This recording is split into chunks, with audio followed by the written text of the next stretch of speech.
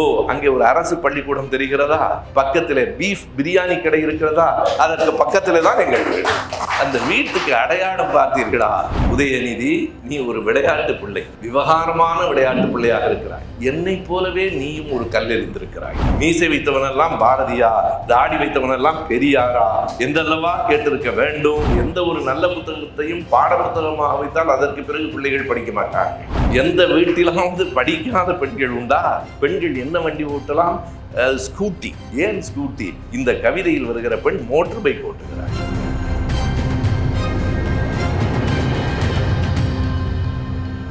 எப்போதும் சூடாக அரசியலே பேசிக் கொண்டிருக்கிற எனக்கு இன்றைக்கு சுவையான கவிதை பற்றி பேசுவதற்கான ஒரு வாய்ப்பு.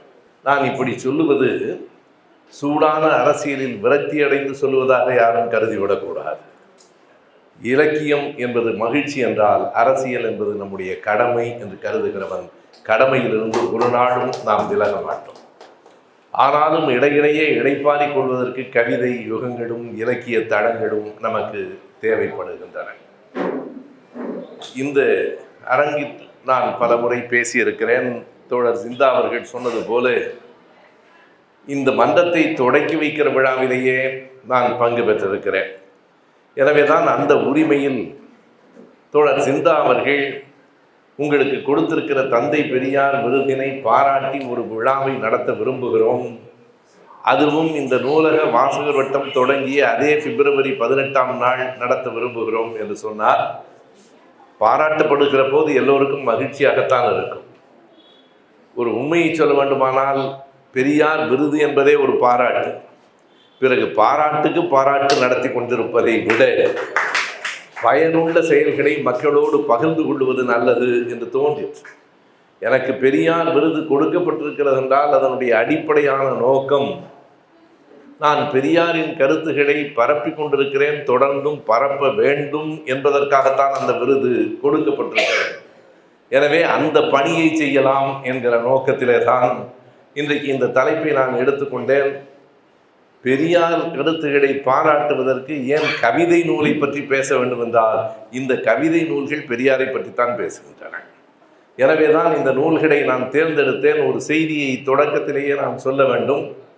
பொதுவாக ஒரு நூலை பற்றி, அது கவிதை நூலோ நாவலோ ஏதேனும் ஒரு நூலை பற்றி யாராவது ஒருவர் பேசுகிறார் என்றால் அந்த நூல் வெளியீட்டு விழாவாக அது இருக்கும், அல்லது அந்த நூலுக்கான திறனாய்வு அரங்கத்தை ஏதேனும் ஒரு இலக்கிய மன்றம் நடத்தும். இந்த நிகழ்வை பொறுத்தளவு இந்த நூலை வெளியிட வேண்டும் என்று நூலாசிரியர்கள் என்னை கேட்டுக்கொள்ளவும் இல்லை. மேடையிலே சுகுணா திவாகர் அவர்கள் அமர்ந்திருக்கிறார். புகழேந்தி சேலத்தை சார்ந்தவர், வர இயலவில்லை. எனவே எங்கள் நூலை வெளியிட வேண்டுமென்றோ எங்கள் நூலை பற்றி பேச வேண்டுமென்றோ அவர்கள் கேட்டுக்கொள்ளவில்லை. இந்த நூல்களை அறிமுகம் செய்து பேசுங்கள் என்று பெரியார் நகர் நூலக வாசகர் வட்டமும் எனக்கு வேண்டுகோள் வைக்கவில்லை. நானாக இந்த நூல்களை தேர்ந்தெடுத்து கொண்டேன் என்றால், இந்த நூல்களை பற்றி என்னை பேச வைத்தது யார் தெரியுமா? அந்த நூல்களில் இருக்கிற கவிதைகள் என்னை பேச தூண்டின. அதுவே அந்த நூல்களின் பற்றி இயல்பாக எனக்கே ஒரு ஆர்வம் ஏற்பட்டு இந்த நூல்களில் இருக்கிற செய்தியை நாடெங்கும் சொல்ல வேண்டும், அதற்கான தொடக்கமாக இந்த அரங்கம் இருக்க வேண்டும் என்று கருதித்தான் நான் இந்த நூல்களை விமர்சனம் செய்கிறேன் என்று சொன்னேன். இந்த 2 நூல்களை தேர்ந்தெடுத்து கொண்டதற்கு ஒரு காரணம் உண்டு. 2ம் மிக அண்மையிலே வெளிவந்த நூல்கள். புகழேந்தியினுடைய கருப்பு பறவையின் குரல் 21ஆம் ஆண்டு இறுதி 22 ஜனவரியில் வந்த புத்தகம். சுகுணா திவாகர் எழுதியிருக்கிற அந்த புத்தகத்தினுடைய தலைப்பே அங்கிருந்து தான் வந்திருக்கிறோம் என்கிற அந்த நூல் இப்போது சென்ற மாதம் வெளியாகி இருக்கிற நூல். சரியாக நாம் எண்ணி பார்த்தால் அங்கிருந்து தான் வந்திருக்கிறோம் என்பது ஒரு கவிதை புத்தகத்துக்கான தலைப்பாக இல்லை. அது மலரும் மாலையும் என்றிருக்கும், குயிலின் குரல் என்றிருக்கும், அழகின் சிரிப்பு என்றிருக்கும், புரட்சி கவி என்றிருக்கும். அங்கிருந்து தான் வந்திருக்கிறோம் என்று ஒரு கவிதை புத்தகத்திற்கு பெயர் சூட்டி இருப்பதே ஒரு நவீன காலத்தின் உத்தி தான் என்று நான் கருதுகிறேன். அந்த தலைப்பை விளக்கினால் அந்த புத்தகத்திற்கு அந்த தலைப்பு எத்தனை பொருத்தம் என்பதும், அந்த கவிதையில் சொல்லப்பட்டிருக்கிற செய்தி எத்தனை நுட்பமானது என்றும் நமக்கு தெரியும். கருப்பு பறவையின் குரல் என்பதாவது புரிகிறது. அங்கிருந்து தான் வந்திருக்கிறோம் என்றால் எங்கிருந்து வந்திருக்கிறார்கள், யார் வந்திருக்கிறார்கள் என்கிற கேள்வி நமக்குள் வருகிறது.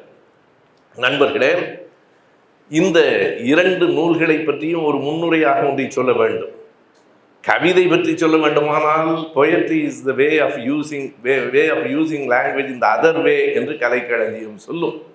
மொழியை இன்னொரு வகையாக பயன்படுத்துவது கவிதை. அப்படியானால் ஒரு வகை உரைநடை இன்னொரு வகை கவிதை என்று பொருள். அதுதான் கவிதைக்கான இலக்கணமாக கலைக்களஞ்சியமே சொல்லுகிறது. இன்னொரு வகையில் மொழியை பயன்படுத்துவது கவிதை. அந்த இன்னொரு வகை என்பது காலந்தோறும் மாறிக்கொண்டே இருக்கிறது. ஏறத்தாழ 1980களின் இறுதியில் நான் ஒரு புத்தகம் எழுதினேன். அந்த புத்தகம் என்னிடத்தில் இல்லை. கவிஞர் இளவேனில் சொன்னார் என்னிடம் இருக்கிறது என்று. எனக்கு ஒரு படியாவது எடுத்து தாருங்கள் என்று கேட்டிருக்கிறேன். இந்த கால கவிதை உத்திகள் என்பது அந்த நூலினுடைய பெயர். என்னுடைய ஆய்வேட்டினுடைய ஒரு இயலை ஒரு 80 பக்கங்களில் புத்தகமாக ஆக்கியிருக்கிறேன். இந்த கால கவிதை உத்திகள். நான் சொல்லுகிற இந்த காலம் 1980. ஆனால் ஏறத்தாழ 45 ஆண்டுகளுக்கு பிறகும் அதே உத்திகள் தான் இன்னமும் தொடர்ச்சியாக கவி உலகை ஆழ்கின்றன. 4 உத்திகளை குறிப்பிட்டு நான் எழுதியிருப்பேன். ஒன்று படிமம், 2வது குறியீடு, 3வது அங்கதம், 4வது முரண். இந்த 4 உத்திகள் தான் கவிதைகளில் மிக கூடுதலாக ஒரு ஆட்சி செலுத்துகின்றன என்று அன்றைக்கு நான் எழுதியிருப்பேன். இன்றைக்கு இந்த புத்தகம் 2ஐயும் எடுத்துக்கொண்டால் 2ம் குறியீட்டு நூல் கவிதைகள் என்று சொல்ல வேண்டும். நேரடியாக எதையும் சொல்லாமல் ஒரு குறியீட்டின் வழியில் கவிதைகள் சொல்லப்பட்டிருக்கின்றன. புகழேந்தியினுடைய கருப்பு பறவையின் குரல் அதனுடைய அட்டைப்படமே ஒரு குறியீடு தான். ஒரு கைத்தடி, அந்த கைத்தடியில் உட்கார்ந்திருக்கிற ஒரு காக்கை, இதுதான் அந்த அட்டைப்படம். நம்முடைய அங்கிருந்து தான் வருகிறோம் என்பது அந்த கொலாஜ் ஓவியம் என்று சொல்லுவார்கள். பல ஓவியங்களை சேர்த்து பார்த்து ஒரு பெரியாரினுடைய படம் வருகிறது. பெரியார் என்கிற ஒரு தனி மனிதர் இல்லை, அவருக்குள் எத்தனையோ சமூக சிந்தனைகள் அடங்கி கிடக்கின்றன என்பதால் அந்த 2 அட்டைப்படங்களிலேயுமே அந்த குறியீடு சிம்பலிசம் என்பது ஆங்கில இலக்கியங்களில் ஒரு காலகட்டத்தில் ஓர் இயக்கமாகவே வளர்ந்தது. அந்த குறியீட்டு முறையிலே தான் இந்த 2 கவிதை நூல்களும் அமைந்திருக்கின்றன. இந்த 2 கவிதை நூல்களும் நான் வெளிப்படையாக சொல்லுகிறேன், பெரியாரை பற்றி தெரியாதவர்கள் படித்து தெரிந்து கொள்வதற்கு உதவுகிற நூல்கள் இல்லை. பெரியாரை அறிந்தவர்கள் மீண்டும் அவற்றை நினைவூட்டிக் கொள்வதற்கும் தனக்குள் உணர்வூட்டிக் கொள்வதற்கும் பயன்படுகிற கவிதை நூல்கள் தான் இந்த புத்தகம். நாம் கேட்டுக்கொள்ள வேண்டும், எடுத்து சொல்ல வேண்டும். கல்லூரிகளில் பாட புத்தகங்களாக வைக்கப்பட வேண்டிய நூல்கள் இவை.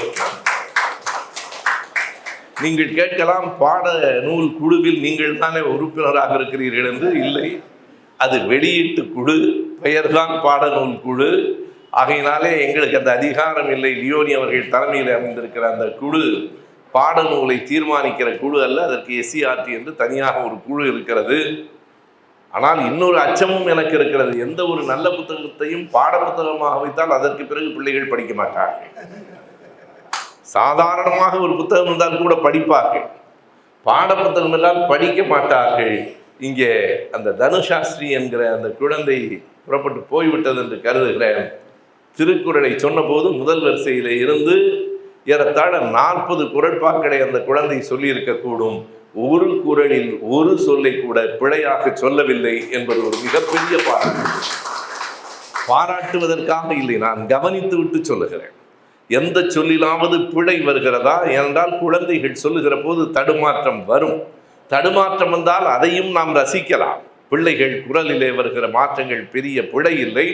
ஆனால் எந்த சொல்லிலும் பிழையில்லாமல் பேசிய அந்த குழந்தையை பார்த்தபோது இப்படித்தான் நம்முடைய பிள்ளைகளை வளர்க்க வேண்டும் என்பதற்கு எடுத்துக்காட்டாக இந்த நூலக வாசகர் வட்டத்தில் இருக்கிற உறுப்பினர்களின் பிள்ளைகள் இங்கே பாடியிருக்கிறார்கள். ஆகையினாலே பாட புத்தகமாக வைப்பதிலே ஒரு சிக்கல் வந்து விடுமோ என்றாலும் கூட இது படிக்கிறவர்களுக்கு, அதுவும் எந்த பாட புத்தகத்தில் தெரியுமா? எதையும் நான் மிகையாக குறிப்பிடவில்லை. முதுகலை தமிழ் படிக்கிறவர்களுக்கு பாட புத்தகமாக வைக்க வேண்டும். அவர்களுக்கு தான் அது காரணம் ஒவ்வொரு கவிதையும், அவருடைய புகழேந்தியின் கவிதைகள் மொத்தம் 62 பக்கம். அதில் 10 பக்கம் முன்னுரை, 50 பக்கத்தில் 25 பக்கம் காக்காயின் படம், 25 விதமான காக்கைகளின் படம். எனவே உள்ளே இருப்பது வெறும் 25 கவிதைகள். 10 நிமிடங்களில் படித்து விட முடியும். என்ன காரணம் என்றால் ஒவ்வொரு கவிதையும் 6 வரிக்கு மேலாக இல்லை. 4 வரி, 6 வரி, 3 வரிகளிலே இருக்கிற 25 கவிதைகளை 10 நிமிடங்களிலே படித்து விடலாம். சுகுணா திவாகரினுடைய புத்தகத்தில் ஏறத்தாழ 72 பக்கங்கள், 60 கவிதைகள் இருக்கின்றன. அரை மணி நேரத்திலே படித்து விடலாம். 2 புத்தகங்களையும் சேர்த்து 45 நிமிடங்களுக்குள் படித்து விடலாம். ஆனால் 45 ஆண்டுகளுக்கு நம் மூளையிலே அந்த கவிதை நூல்கள் ஆட்சி செய்யும். அத்தனை அழுத்தமாக சொல்லப்பட்டிருக்கிறது. அந்த கவிதையிலே புகழேந்தி கேட்கிறார். அந்த கவிதை முழுவதும் காக்கை படம் ஒரு பக்கம், காக்கையை பற்றிய கவிதையின் ஒரு பக்கம். முழுக்க காக்கை தான். காக்கையை பற்றி தவிர வேறு எதுவும் இல்லை. ஆனால் ஒவ்வொரு காக்கையும் சொல்லுகிற செய்தி நம் புத்தியிலே உரைக்கிற மாதிரி சொல்லுகிறது. ஒரு காக்கை சொல்லுகிறது, நீங்கள் எல்லா பறவைகளையும் கூண்டுகளில் பார்த்திருப்பீர்கள். கிளியை கூண்டுகளில் வளர்க்கிறார்கள், மற்ற சிட்டுக்குருவிகளை கூண்டுகளில் வளர்க்கிறார்கள். எங்காவது என்னை கூண்டிலே பார்த்திருக்கிறீர்களா? காக்கை கேட்கிறது, யாராவது எந்த வீட்டிலாவது காக்கையை கூண்டிலே வைத்து வளர்க்கிறீர்களா?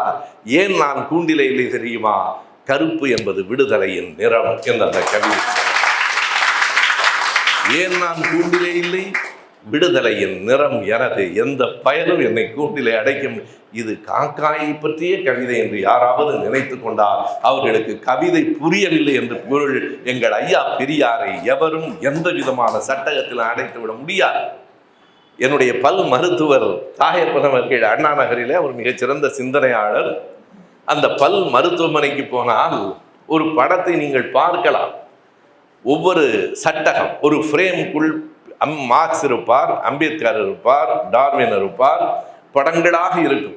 ஒரு இடத்தில் வருகிற போது பெரியாரின் படம் அந்த சட்டகத்தை விட்டு கீழே இறங்கி இருக்கும்.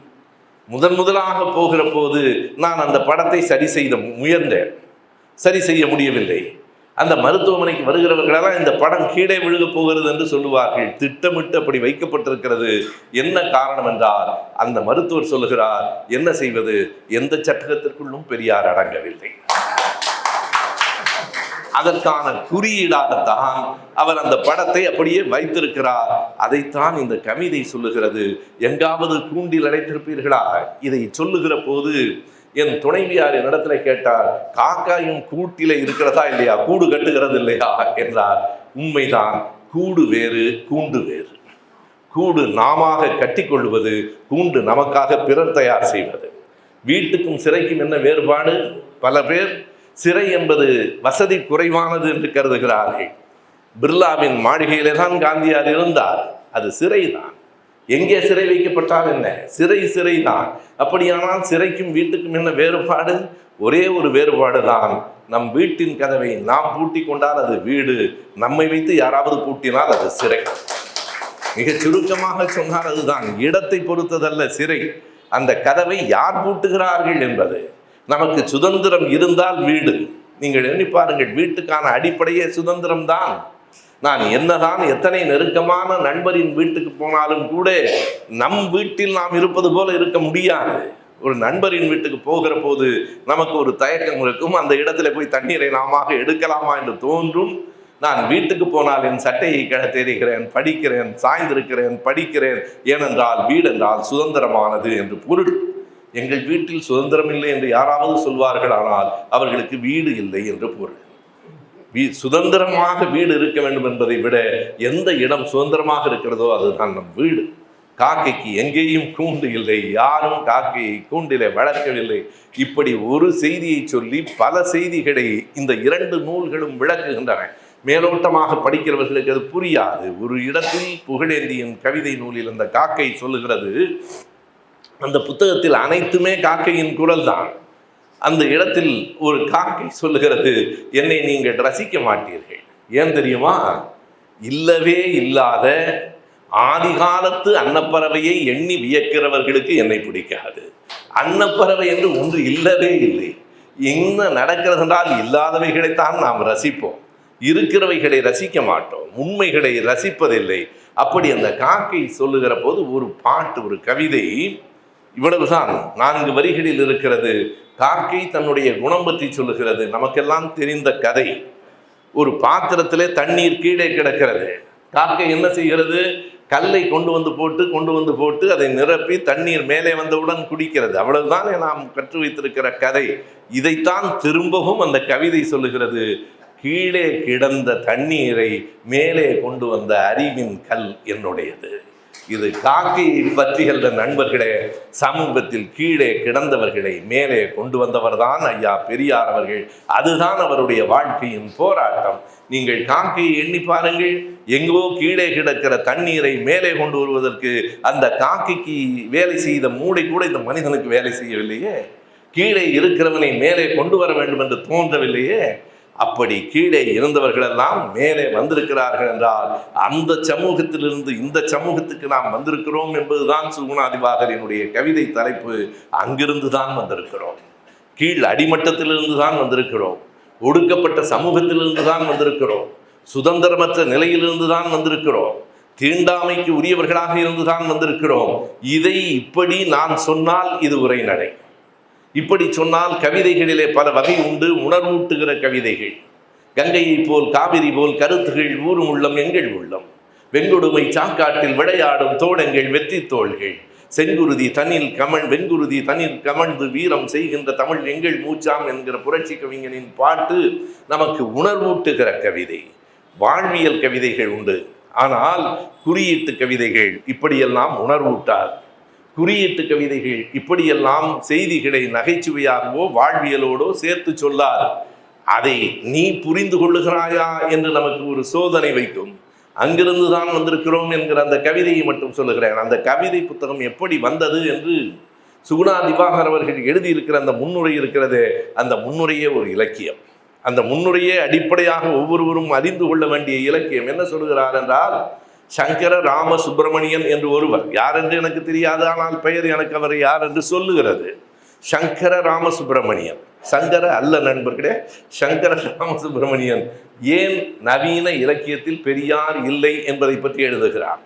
உண்மைதான், நவீன இலக்கியங்களில் பெரியார் இல்லை. அதை வேதனையோடு ஒப்புக்கொண்டுதான் திவாகர் எழுதுகிறார். நான் மறுக்கவில்லை. இன்றைக்கும் கூட கவிராஜன் கதை எழுதிய நம்முடைய கவிப்பேரரசு கவிஞர் வைரமுத்து கூட பெரியார் கதையை எழுதவில்லை, பாரதி கதை தான் எழுதினார். மீசை வைத்தவனெல்லாம் பாரதியா, தாடி வைத்தவனெல்லாம் தாகூரா என்று ஒரு திரைப்பட பாடல் உண்டு. ஏன் மாற்றி எழுதியிருக்க கூடாது? மீசை வைத்தவனெல்லாம் பாரதியா, தாடி வைத்தவனெல்லாம் பெரியாரா என்றல்லவா கேட்டிருக்க வேண்டும் என்று எழுதுகிறார். அதுபோல ஒரு தேசப்பிதாவுக்கு தெருப்பாடகனின் அஞ்சலி என்று எழுதியிருக்கிற கவிஞர் மேத்தா கூட எங்கள் கிழவனுக்கு ஒரு அஞ்சலி என்று ஒரு கவிதையை எழுதாமல் போய்விட்டாரே என்று குறை சொல்லுவதற்காக இல்லை, ஒரு ஆதங்கத்தை வெளிப்படுத்தி இன்றைய நவீன இலக்கியங்களில் பெரியார் இல்லாமல் இருப்பதால் தானே அவர்கள் சுட்டி காட்டுகிறார்கள். இதோ அந்த சவாலை நான் ஏற்றுக்கொள்ளுகிறேன். நவீன கவிதையில் பெரியாரை பற்றி மட்டுமே வைத்து அவர் முகநூலில் எழுதி ஏராளமானவர்களால் வாசிக்கப்பட்டு பாராட்டப்பட்ட அந்த கவிதைகளை நூலாக தொகுப்பாக கொண்டு வந்திருக்கிறார். இதற்கு ஒரு நன்றி சொல்ல வேண்டும். காரணம், என்னதான் முகநூலில் இருந்தாலும் அது காலத்திற்கும் நிலைத்து நிற்குமா, தேடி எடுக்க முடியுமா என்று தெரியாது. இப்போது உடனடியாக அந்த புத்தகத்தை பார்க்கலாம். அங்கிருந்து தான் வந்திருக்கிறோம் என்கிற கவிதை என்ன தெரியுமா?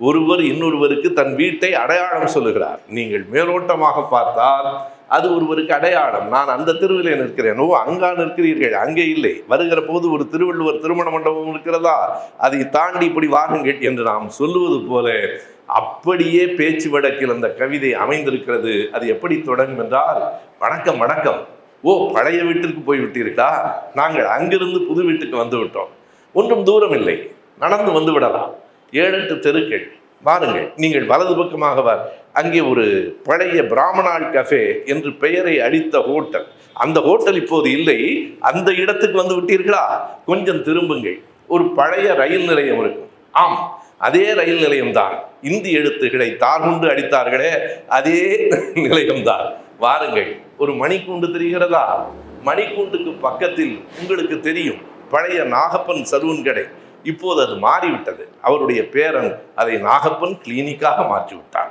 நாகப்பன் சலூன் கடை அவருடைய பேரன் இப்போது அதை நாகப்பன் கிளினிக்காக மாற்றிவிட்டார். செருப்பு தைக்கிறவர்கள் இருந்த இடம் இல்லை, இப்போது செல்போன் ரிப்பேர் செய்து கொண்டிருக்கிறார்கள்.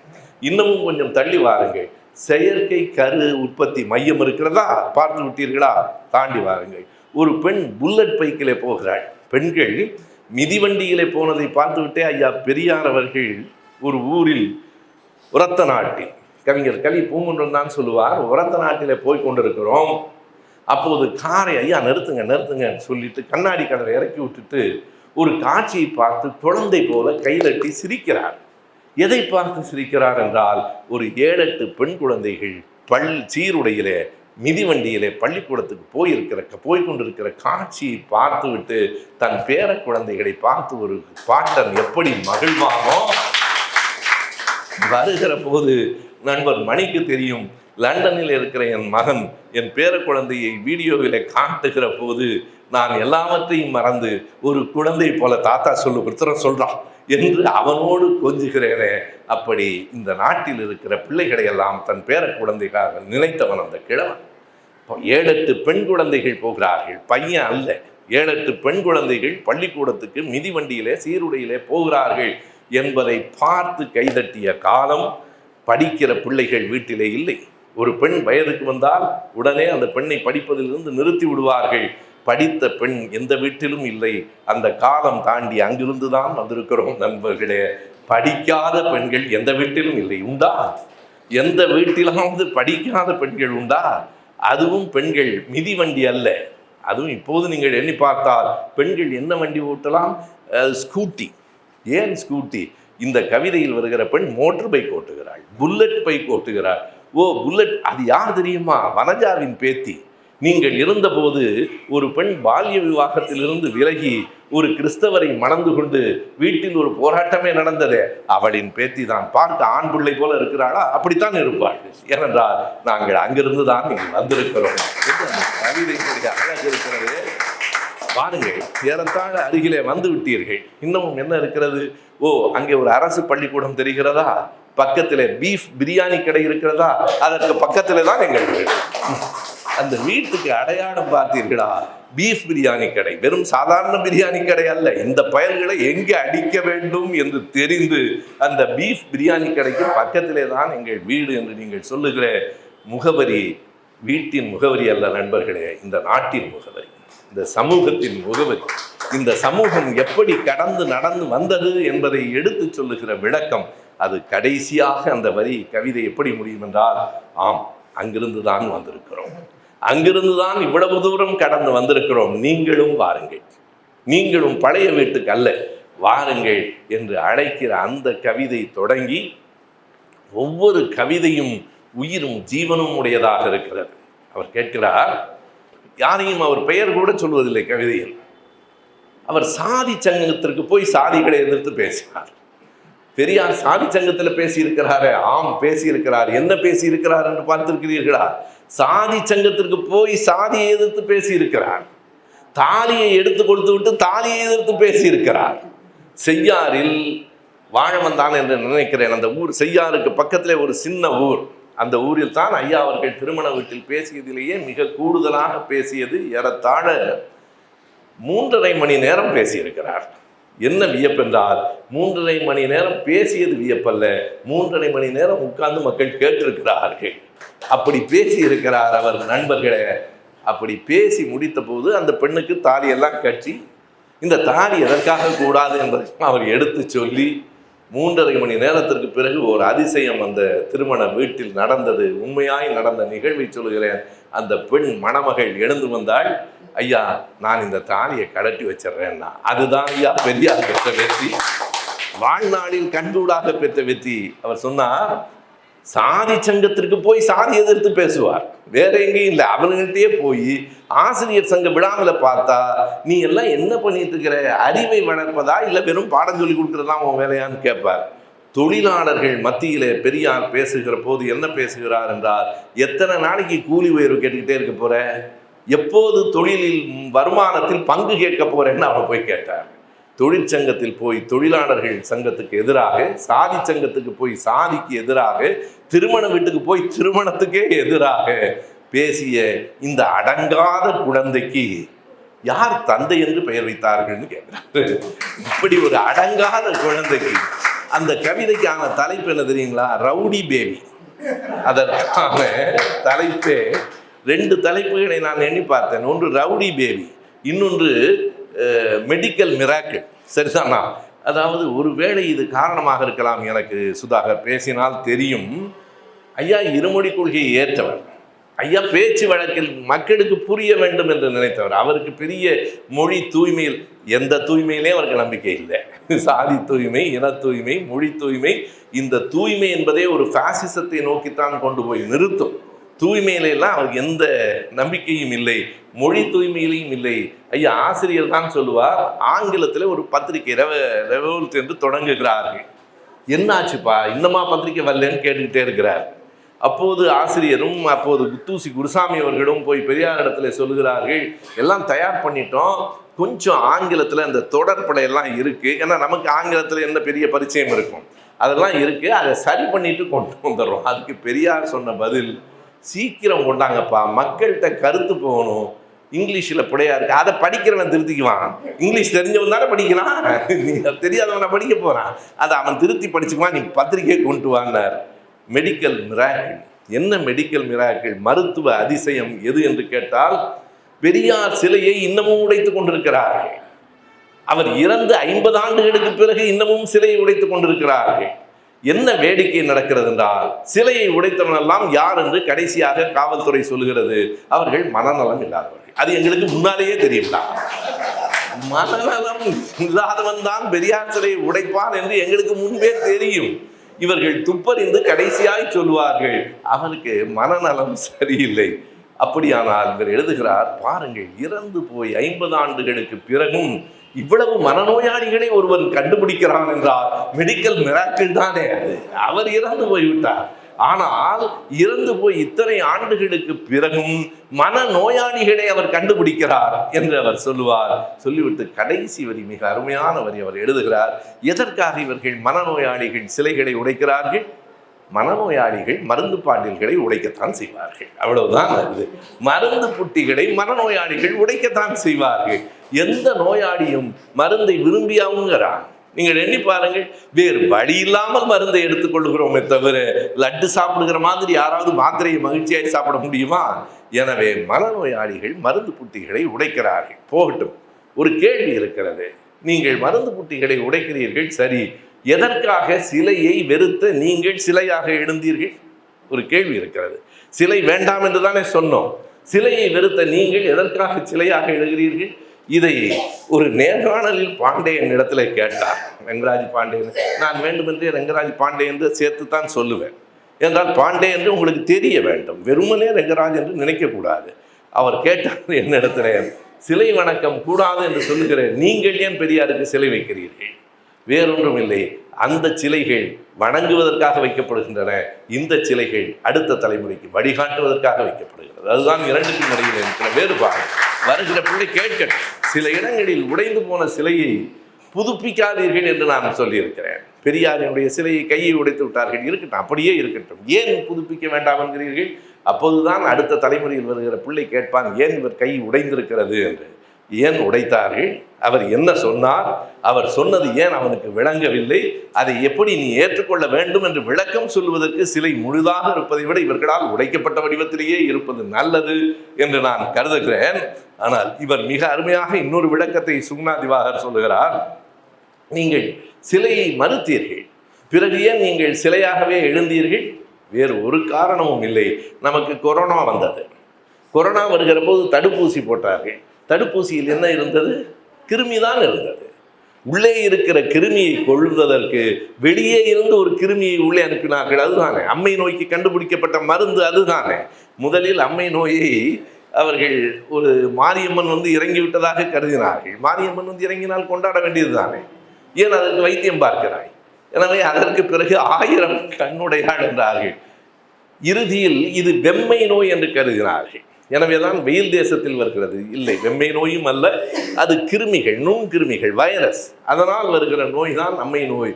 இப்போதும் அம்மை நோய் வந்தால் நாம் மருந்து எடுத்துக்கொள்ளலாம், உடனே குணப்படுத்துகிற மருந்து அல்ல, அதற்கான விட்டமின் அந்த சூட்டை தணிக்கும். இதுதான் அடிப்படையான கிருமியை கொல்லும். நமக்கு கொரோனா வந்தபோது நமக்கு ஊசி ஏற்றினார்களே, தடுப்பு ஊசி, அந்த தடுப்பு ஊசி என்பதும் கிருமி தான். முள்ளை முள்ளால் எடுப்பது போல் சில நேரங்களில் கிருமியை கிருமியால் தாக்குவது போல் சிலை வழிபாட்டை சிலைகளை வைத்தே உணர்த்துகிறோம் என்று அவர் எழுதியிருக்கிறார். பலவற்றை பெரியாரை புரிந்து கொள்வதற்கு நமக்கு இன்னமும் கூட வயது தேவைப்படுகிறது. இங்கே பேசுகிற போது தோழர் சிந்தா குறிப்பிட்டாரே, இதே பிப்ரவரி 18 தான் 17, 18, 19 1929 ஆண்டு செங்கல்பட்டிலே நடைபெற்ற முதல் சுயமரியாதை மாநாடு. மற்றவர்கள் மறந்து போனாலும் பெண்களை நினைவு வைத்துக் கொள்ளுங்கள். 29 நினைத்து கூட பார்க்க முடியாது பெண்களுக்கு சொத்துரிமை வேண்டும் என்ற தீர்மானத்தை நிறைவேற்றிய மாநாடு அதுதான். அன்றைக்கு நிறைவேற்றப்பட்ட தீர்மானம் பிறகு அண்ணல் அம்பேத்கர் அவர்கள் 1951 இந்து சட்ட திருத்த மசோதாவில் பெண்களுக்கான உரிமை வேண்டும் என்றால், அம்பேத்கர் ஒன்றும் ஒரு சாதியின் தலைவர் அல்ல, அவர் ஒடுக்கப்பட்ட மக்களின் தலைவர், பெண்களுக்குமான தலைவர். பெண்களுக்கு சொத்துரிமை வேண்டும் என்று ஒரு தீர்மானம் கொண்டு வந்தார். அது நிறைவேறவில்லை. எப்போது நிறைவேறிற்று? 29 செங்கல்பட்டு மாநாட்டிலே கொண்டு வரப்பட்ட அந்த தீர்மானம் 89 கலைஞர் என்று ஒரு மனிதர் வர வேண்டும் என்று காலம் காத்திருந்தது. கலைஞர் தான் அதை கொண்டு வந்தார். 60 ஆண்டுகளுக்கு பிறகு நம்முடைய எழிலரசு அவர்கள் கடைசியாக அந்த தீர்ப்பிலே மிகச் சுருக்கமாக சரியாக நன்றாகவே சொன்னார். கலைஞர் என்று மட்டும் சொல்லவில்லை, தலைவர் கலைஞர் என்று சொல்லுகிறோம். அரசியல் இல்லாமல் கலைஞர் இல்லை. உண்மைதான் நண்பர்களே, பட்டிமன்றம் முடிந்து விட்டது. இனிமேல் நான் பேசினால் பிழை இல்லை, அவர்கள் கோபித்துக் கொள்ள மாட்டார்கள். இலக்கியம் அரசியல் இரண்டும் கலைஞரிடம் உண்டு என்றாலும் இலக்கியத்தை அரசியலுக்காக பயன்படுத்தினாரா அல்லது அரசியலை வைத்துக்கொண்டு இலக்கிய பிழைப்பு நடத்தினாரா என்று கேட்டால், இலக்கியத்தை ஒரு கருவியாக பயன்படுத்தி அரசியலை வளர்த்தெடுத்தவர் கலைஞர் என்பதால் நடுவரின் தீர்ப்பே சரியான தீர்ப்பு என்று நானும் கருதுகிறேன். உங்கள் தீர்ப்பை நானும் வழிமொழிவதற்கு ஒரு வாய்ப்பாக இதை எடுத்துக்கொள்ளுகிறேன். கலைஞரின் நிலைத்த புகழுக்கு காரணம் அவருடைய ஓயாத உழைப்பும் அரசியலும் தான். அதற்கு இலக்கியம் துணை புரிந்தது. இலக்கியத்தினுடைய மேன்மையை, அழகை அவர் உணர்ந்திருந்தார்.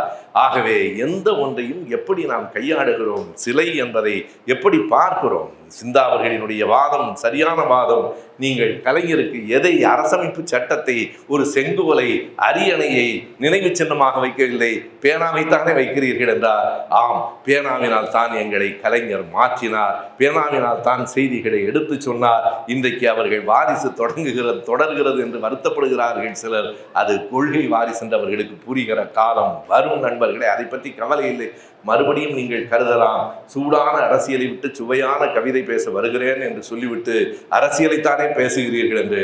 நான் என்ன செய்வது? சுகுணா திவாகரும் புகழேந்தியும் கவிதை என்கிற பெயரில் அரசியலைத்தான் உள்ளே எழுதியிருக்கிறார்கள். நான் அதை வழிமொழி நான் பேச வேண்டும்.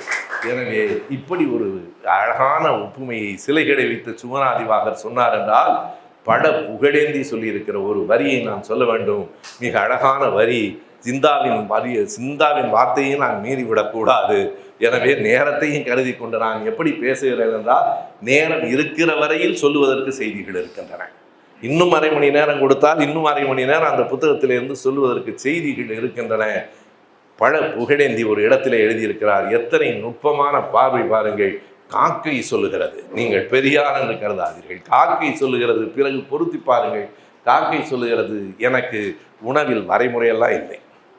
எந்த உணவாக பெரியார் என்றைக்காவது இதுதான் வேண்டும் என்று கேட்டிருக்கிறாரா? நமக்கும் அவரிடத்தில் இருந்து நல்லதோ கெட்டதோ சில குணங்கள் பற்றி கொள்ளுகின்றன. நான் கூட்டங்களில் சொல்லுவேன், பேசுகிற போது நண்பர்கள் கேட்பார்கள், இரவு 10 மணிக்கு தான் கூட்டம் முடியும், ஐயா உங்களுக்கு ஒரு 4 இட்லி வாங்கி வைக்கட்டுவான்னு கேட்பாங்க. அதை நீ சாப்பிட்டு எனக்கு மட்டன் பிரியாணி வாங்கிட்டு வாங்க. அப்போவே அவன் என்ன நினைப்பான், இந்த ஆள் கொஞ்சம் திமிரு அதிகமாக தான் இருக்கு. அதுவும் எங்கள் ஐயாவிடமிருந்து தான் வந்தது. எந்த நேரத்திலும் எது கிடைக்கிறதோ அதை உண்டு பழகி அவருடைய உணவு பழக்கத்தை பற்றி சொல்லுகிற போது அந்த காக்கை சொல்லுகிறது, தனக்கு சொல்லுகிறது, தனக்கு எந்த உணவில் எந்த வரையறையும் எந்த கட்டுப்பாடும் இல்லை. அடுத்த வரி மிக முக்கியமானது, நீங்கள் வைக்கும் பிரசாதமும் எனக்கு உண்டுதான், தெருவில் கிடக்கும் எலியின் பிணமும் எனக்கு உண்டுதான். உனக்குத்தான் அது பிரசாதம், உனக்கு தான் அது செத்து போன எலி, எனக்கு அது உணவு. கருணன் எவ்வளவு உயரத்தில் பறந்தாலும் பிணத்தைத்தானே பார்க்கிறது என்பார்கள். இல்லை நண்பர்களே, எவ்வளவு பறந்தாலும் அது தனக்கான இரையை பார்க்கிறது. உனக்கு வேண்டுமானால் அது பிணமாக இருக்கலாம், அதற்கு அது இரை, அதற்கு அது உணவு. எனவே அந்த காக்கை சொல்லுகிறது, பிரசாதமாக இருந்தாலும் பிணமாக இருந்தாலும் எனக்கு ஒன்றுதான் என்று சொல்லுகிறது. பெரியார் கடைசி வரைக்கும் உணவிலும் கூட வேறுபாடு பார்த்ததில்லை, மனிதர்களில் வேறுபாடு பார்த்ததில்லை, பெண் ஆண் என்று வேறுபாடு பார்த்ததில்லை. கருப்பையை எடுத்து விடுங்கள் என்று உலகத்திலேயே பெண்கள் பார்த்து சொன்னவன் பெரியார் மட்டும்தான். கருப்பையை எடுத்து விட்டால், ஏனென்றால் அதை வைத்துக் கொண்டுதானே நீ பெண்ணை அடிமைப்படுத்துகிறாய். அவள் குழந்தை பெற்று தர வேண்டும் என்பதற்காகத்தானே அடிமையாக வைத்துக் கொண்டிருக்கிறாய், வேண்டாம் தூக்கி எறியுங்கள் என்றார். நீங்கள் கருப்பையை எடுத்து விட்டால் இந்த உலகம் எப்படி விருத்தியாகும் என்று கேட்கிறார்கள். பெரியார் கேட்டார், விருத்தியாகி மட்டும் என்ன வெங்காயம் கிழித்து விட்டீர்கள், விருத்தியான உலகத்தில் மட்டும் பெண்களுக்கு என்ன மதிப்பு கொடுத்து விட்டீர்கள், பெண்களை மதிக்காத இந்த சமூகம் விருத்தி ஆனால் என்ன ஆகாவிட்டால் என்ன என்று பெண்களுக்காக குரல் கொடுத்த ஆண் பெரியார் தான். நீங்கள் பெரியாரின் குரல் ஒவ்வொன்றும் அது சாதியின் அடிப்படையில் மட்டுமல்ல, பாலின சமத்துவத்திலும் அது வருகிறது. சனாதனத்தை எதிர்த்து போர்க்கொடி எழுப்பியவர் பெரியார். இறுதியாக சுகுணா திவாகரினுடைய கவிதை ஒன்றை சொல்லி நான் நிறைவு செய்கிறேன். ஒரு இடத்துல அவர் எழுதியிருக்கிறார், பெரியார் இன்றைக்கு இருக்கிற ஒரு இளைய தம்பியை பார்த்து பேசுவது போல ஒரு கவிதை. உதயநிதி, நீ விளையாட்டு பிள்ளை, விவகாரமான விளையாட்டு பிள்ளையாக இருக்கிறாய், அதுவும் சாதாரண விளையாட்டு பிள்ளை அல்ல. உதயநிதி, நீ ஒரு விளையாட்டு பிள்ளை, விவகாரமான விளையாட்டு பிள்ளையாக இருக்கிறாய். என்னை போலவே நீயும் ஒரு கல் எறிந்திருக்கிறாய் என்றால் பெரியார் எங்கிருந்து வந்தார் தெரியுமா என்று ஒரு கேள்வி. இன்னொரு கவிதையில், எல்லோரையும் போல கருவறையிலிருந்து தான் வந்திருப்பார். இவருடைய பதில், நாங்கள் அதை கேட்கவில்லை. பெரியாரின் முன்னோர்கள் எங்கிருந்து வந்தார்கள், எந்த மாநிலத்திலிருந்து எந்த நாட்டிலிருந்து வந்தார்கள் தெரியுமா? இவர் விடை சொல்கிறார், எனக்கு தெரியாது, எனக்கு தெரிந்ததெல்லாம் ஒரு சிலுவை, ஒரு துப்பாக்கி, ஒரு கோப்பை, ஒரு வீசி எறியப்பட்ட மலம், அழுகி போன தக்காளி, இவைகளோடு நான் பேசினேன், பெரியாரை அறிமுகம் செய்து கொண்டேன், அவ்வளவுதான் எனக்கு தெரியும் என்று அவர் சொல்லுகிறார். அதுபோல உதயநிதி, நீ என்னை போலவே வரலாற்றில் ஒரு கல் எறிந்தாய். இன்றைக்கு எதிரிகள் கனவில் கூட கதறுகிறார்கள். திரும்ப திரும்ப அந்த சனாதனம் பற்றி அவர் பேசிய அந்த பேச்சு இருக்கிறதே, என்னை போலவே நீயும் விவகாரமான விளையாட்டு பிள்ளையாக இருக்கிறாய். அடுத்த வரி மிக முக்கியமானது. அவர் எழுதுகிறார் என்னவென்றால், நண்பர்களே, அவர்கள் என்ன செய்தார்கள், ஊருக்கு ஊர் ஒரு செங்கலை எடுத்துக்கொண்டு அலைந்தார்கள்.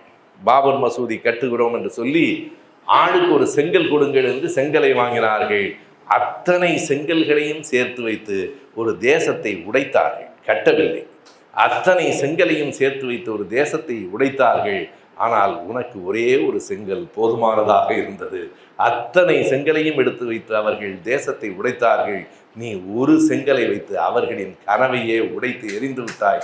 உதயநிதி, நீ கொஞ்சம் விவகாரமான விளையாட்டு பிள்ளைதான், என்னை போலவே நீயும் வரலாற்றில் கல்லெறிகிறாய் என்று பெரியார் தொடங்கி உதயநிதி வரைக்கும் எல்லோரை பற்றியும் செய்திகள் அடங்கி இருக்கிற மிகச்சிறிய பக்கங்களை கொண்ட மிக பெரிய செய்திகளை கொண்ட நூல்களை அறிமுகப்படுத்துவதில் நான் பெருமை கொள்கிறேன்.